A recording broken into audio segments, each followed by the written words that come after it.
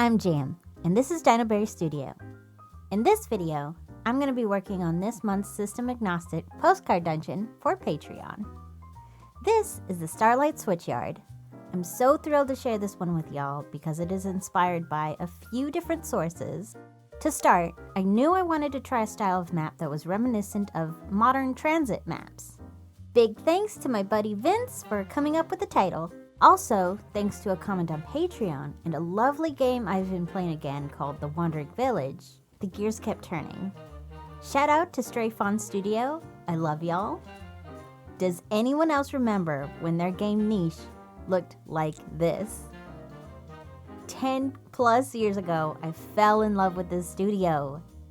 And it's really cool that today they've started on publishing people's games. It's so sick, it's so cool. It was the art style of The Wandering Village that reminded me of a certain character by a well-beloved animation studio, Catbus from Totoro. So from there, I knew I wanted this little adventure to have its own combinations of fantasy creatures and public transit. After I did a little sketch of Catbus to warm up, I drew a couple of critters that would become the stickers for Patreon.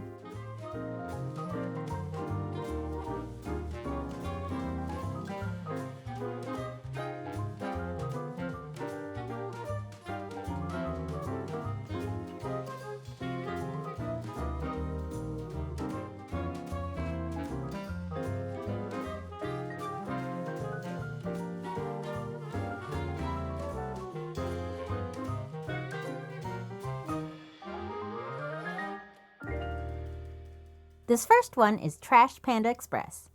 I love trash. I love the idea of putting an advertisement banner on their side.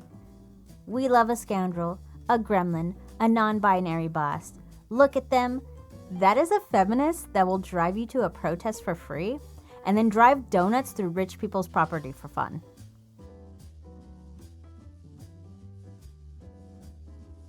Our next critter is the double-decker gator. Poor Decker is missing his glasses, but you'll learn about that later. If I find the time, I'd love to draw out the other critters sometime. Or maybe I'll write an extended version of this adventure in a zine or something. I don't know. Ideas are brewing.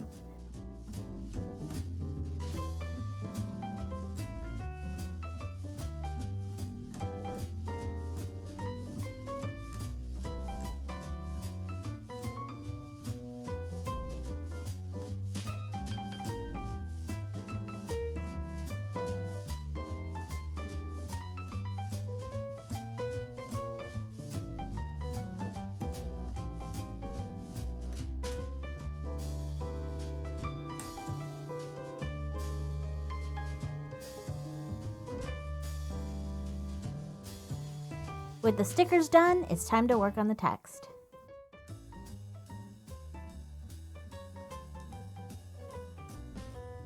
So for this dungeon, there's no way I can imagine a map without writing out my quest lines first.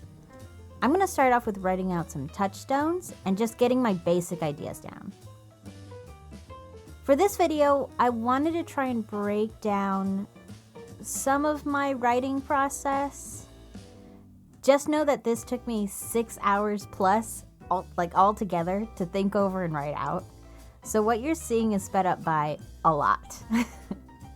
You'll also see typos and stuff, but I don't really worry about tightening up that stuff until the very, very end. A lot of this stuff changes around, but that's fine. That's the process. I also deal with aphasia, so sometimes I misplace my words too. But when you're not planning to hire an editor for a thing, it can always be helpful to at least ask a good friend to take a read through. Because sometimes you just need a pair of fresh eyes to catch a silly typo.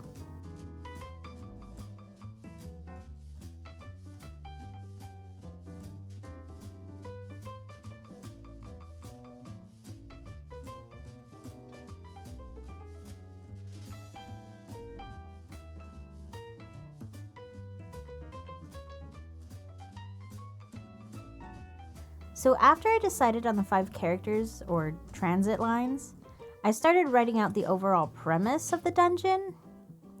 I really like the idea of this postcard dungeon being like an in-between stop for a party's next important step in their story. So, I purposefully leave out the name of the goal destination. The one path the players need to travel has a magical bridge that needs the light of a specific magical lantern to become tangible, but the lantern's oil has run out, so the bridge can't be crossed. And the replacement oil is stuck behind a whole mess of other problems. The hard part is giving all these characters their unique issues, and then putting in a solution on another character's route. You could write some kind of chart for this, but y'all, I'm just gonna go at it raw with some bullet points.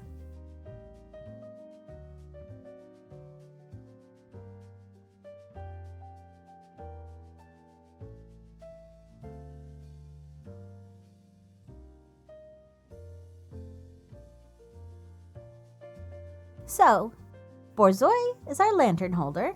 Easy. But what they need is on Decker's route. Decker, aka Gator for now, needs his glasses to travel. But his glasses are stuck in Rat King's route. And what Rat King needs is to get unstuck. But the key to that is over in Trasher's route. But Trash doesn't even have it because it's actually over on Fairy's route.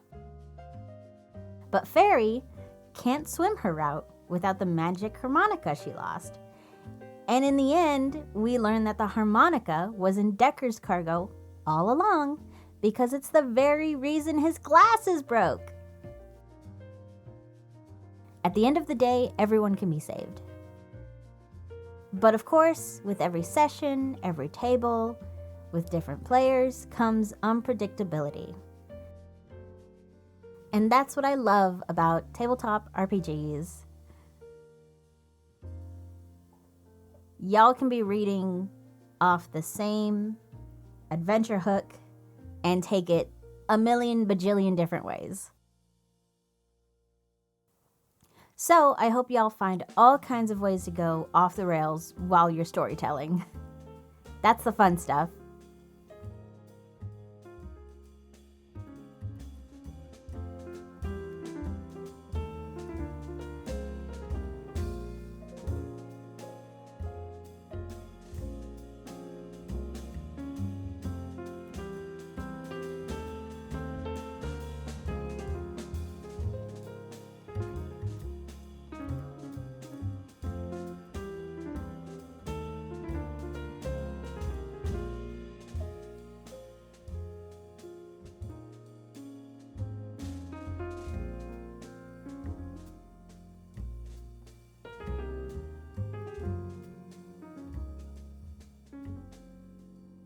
Here's another look at the doc again, almost nearly final, after I worked through and formatted stuff a bit more. So some of y'all might notice an issue bigger than just typos here. Because, y'all, you have to be honest with me. Did I write too much? Did I write too much again? Because I should probably cut a character. You know, I wanted to have room on the back for the characters I drew. Well, I know I should, but it'll be fine. This is fine. What's the worst that can happen? Okay, cool. So it's map time. Let's map it out. As a reminder, I want to go for a kind of Stark, Metro, public transit map kind of vibe. I have my notes now, but some of the locations and details do change a little bit more in the final. That's okay though, that's just the process. For Starlight Central Station, we of course have a star. From there, I set up 5 different colored paths. So I had an idea of how many stops I wanted for each line, and I knew where I wanted routes to cross or meet. I was working off a quick sketch, but honestly, I totally abandoned it as I was laying out the lines in Publisher. I'm not even gonna show it. It's so bad, it's so different.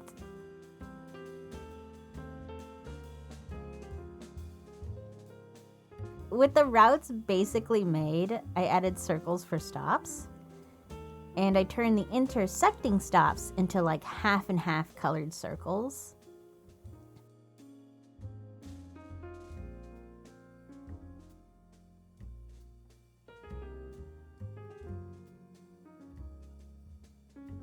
Next, I put together the title for the Starlight Switchyard. I thought the font could use a little sparkle, so I took a star shape and added it to one end of the big S. And y'all, I'm so proud of this silly little detail. Look how stinking cute that looks. And that curve of the S looks like an adorable little transit route. Like, holy fucking shit, y'all. When your fucking design brain pops the fuck off on the tiniest little things like this, I fucking love it. I'm giving myself the whole goddamn fucking for this one. Cause are you kidding me? It's so damn cute. Look at it. Look at it. Look at it. Look at it. Oh my god. It's so cute. So after I'm pretty happy with the overall position of stuff, I start adding in text and labels for everything. I gotta add labels for all the stops and put in the character names along their routes.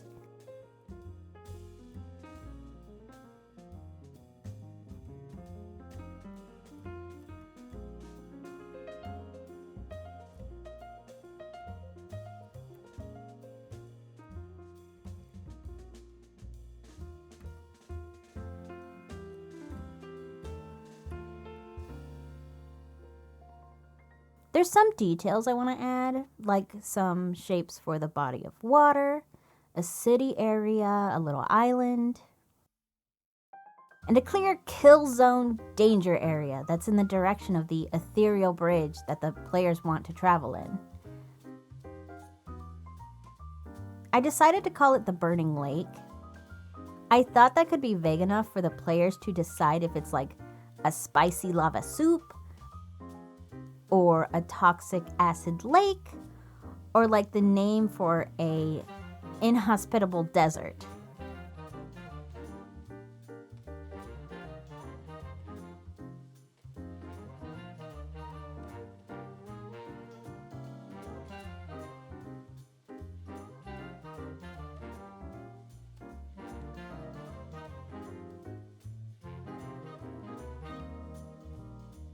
The last detail I'd like to talk about is this little textured area I created for Switchyard City.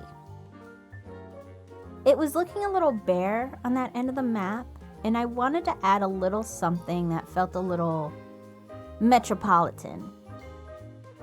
And that's when a lovely little tutorial I saw on Blue Sky a while back came to mind. Earlier this year, Hinokodo, a fantastic artist, a real-life wizard, and game developer, shared how to create a quick little map. I didn't follow his steps down to the details, but I did go with the basic overall idea.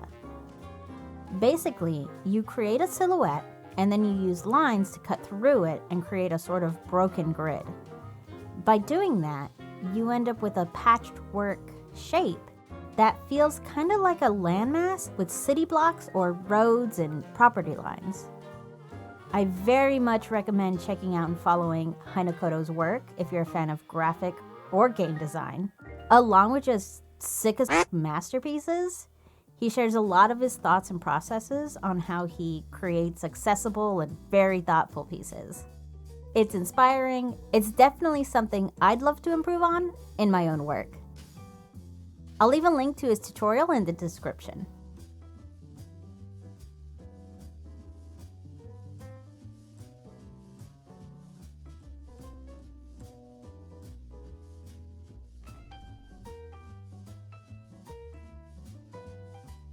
So the neat thing about adding in this cityscape shape means that imagination can kind of take the role of filling in the rest of this map's geography.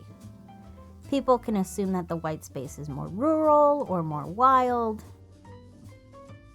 or some other reason it's just not as efficient to travel through versus taking the transit lines. I think it makes the scale of the entire area feel bigger too. A little postcard doesn't always have to mean little dungeon.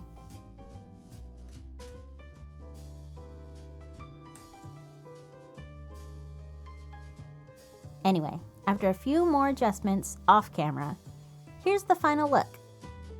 I added a key and changed some of the line styles to make it clear which routes were underground.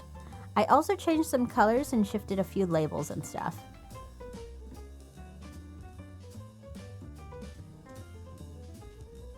It's time to lay out the text. And y'all, I'm just gonna chit-chat over this footage because I must admit, I can't deny it a moment longer.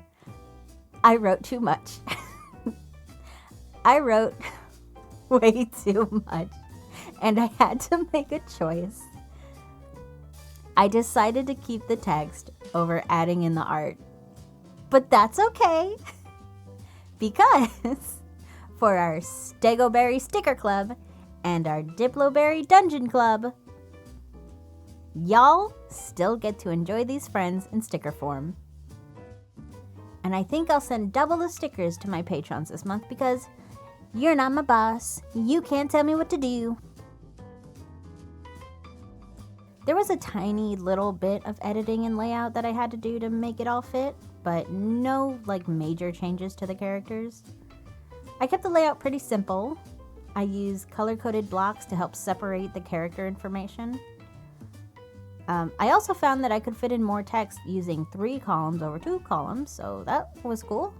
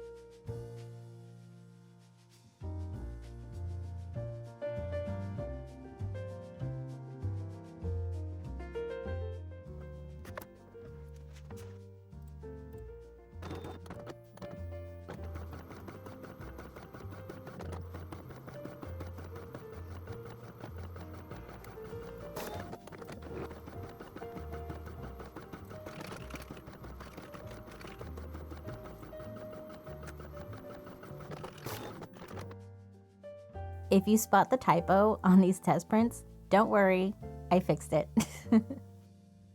It's why we make test prints. All in all, I'm really happy about how this one came together. I love pulling in all kinds of weird influences to create something new. Even though it didn't totally go to plan, that's okay. Do you think I should have kept the art and cut out an NPC? What would you have done differently? What other creature vehicle combos do you think would be cool? Let me know in the comments, I'd love to know. If you'd like to see me make more mistakes or draw cute little weirdos, or put multi-step fetch quests on postcards, feel free to subscribe. Maybe you'll be number 100. That'd be super cool, just saying. Thanks again for watching. See you next time. Stay safe, love you, adios!